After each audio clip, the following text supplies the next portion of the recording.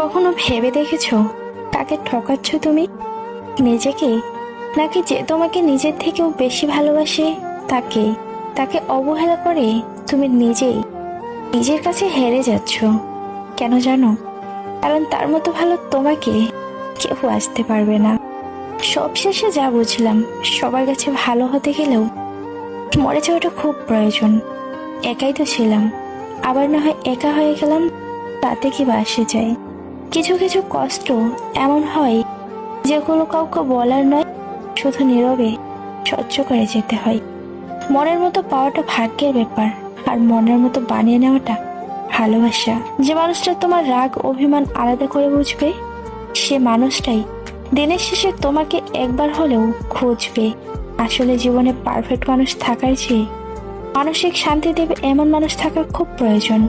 স্বপ্ন ভেঙে গেলে সেটা পরের রাতে আবার আসবে, কিন্তু মন ভেঙে গেলে সেটার কোনোদিন আগের মতো জোড়া লাগবে না।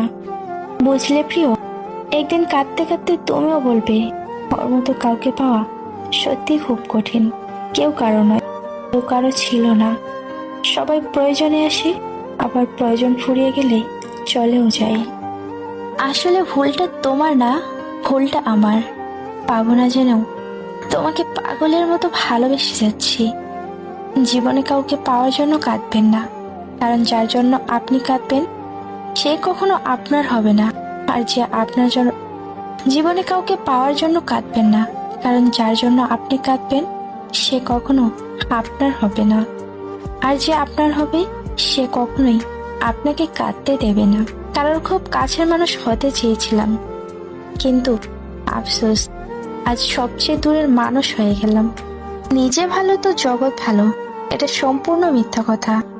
আপনি যতই ভালো হবেন, মানুষ ততই আপনাকে ঠকিয়ে দেবে। তোমাকে ভোলার ক্ষমতা সত্যি আমার নেই। হাজার কষ্টের মাঝেও শুধু তোমাকেই মনে পড়ে।